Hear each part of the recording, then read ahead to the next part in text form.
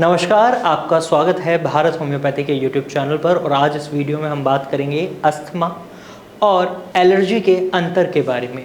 आज इस वीडियो में मैं आपको अस्थमा की परिभाषा और एलर्जी की परिभाषा बताऊंगा, साथ ही साथ जो लक्षण उन दोनों में दिखाई दे रहे हैं वो बताऊंगा और दोनों से डिफ्रेंशिएट करूंगा, साथ ही साथ इसके इलाज के बारे में भी बताऊंगा। तो पूरी वीडियो को एंड तक देखिएगा। और अस्थमा या किसी भी रेस्पिरेटरी प्रॉब्लम से अगर आप सफ़र कर रहे हैं तो आप हमारे चैनल को सब्सक्राइब कर सकते हैं, क्योंकि इस चैनल पर हम आपको आपकी लंग्स यानी फेफड़ों से जुड़ी जानकारी देते हैं जो आपके लिए बहुत बेनिफिशियल हो सकती है। तो चलिए वीडियो में आगे बढ़ते हैं और जानते हैं अस्थमा और एलर्जी के अंतर के बारे में। सबसे पहले अस्थमा को समझते हैं। अस्थमा क्या है? तो अस्थमा एक ऐसी कंडीशन है जो एकदम से नहीं आती, ये लॉन्ग रन की कंडीशन है, क्रॉनिक कंडीशन है, दीर्घकालिक बीमारी है, यानी लंबे समय तक चलने वाली बीमारी है। इसमें आपके एयरवेज यानी श्वसन नली में सूजन आ जाती है, जिसकी वजह से उसका जो स्पेस होता है वो कम हो जाता है, म्यूकस का फॉर्मेशन यानी बलगम का फॉर्मेशन बन जाता है, इसे अस्थमा कहते हैं।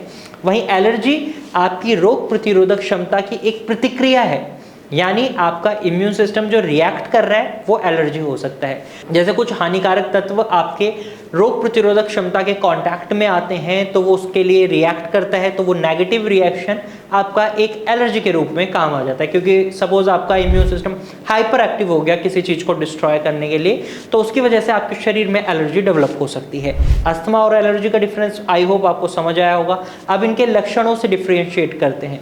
जैसे जब अस्थमा होता है तो व्यक्ति को सांस लेने में कमी महसूस होती है, सीने में जकड़न महसूस हो सकती है, गड़गड़ाहट की आवाज़ आ सकती है, खांसी आ सकती है, सांस लेते हैं तो व्हीजिंग साउंड सुनाई दे सकती है। वहीं एलर्जी की अगर हम बात करें तो एलर्जी के समय पेशेंट की आंखों से पानी आ सकता है, नाक बह सकती है, बार बार छींक आ सकती है और स्किन पर रैशेज महसूस हो सकते हैं, जलन महसूस हो सकती है।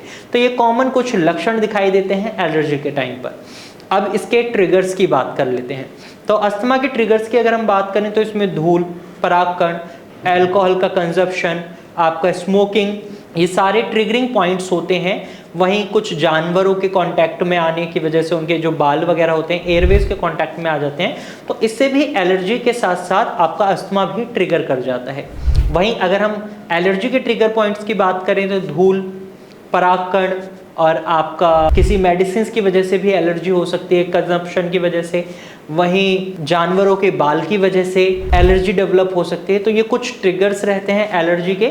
अब इनके इलाज से इसको डिफ्रेंशिएट करते हैं। तो जो अस्थमा का इलाज है वो आपका सेंट्रिक रहता है एयरवेज की सूजन को कम करने पर।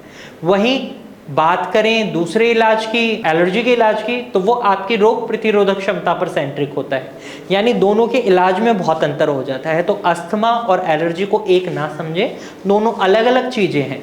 और अगर आप इनमें से किसी भी चीज़ से सफ़र कर रहे हैं तो भारत होम्योपैथी में इन दोनों का ही सफल इलाज संभव है। आप स्क्रीन पर दिए गए नंबर पर कॉल कर सकते हैं और भारत होम्योपैथी की डॉक्टर की टीम से एडवाइस ले सकते हैं। आज की वीडियो में सिर्फ इतना ही, फिर मिलेंगे एक नई वीडियो के साथ। तब तक के लिए धन्यवाद।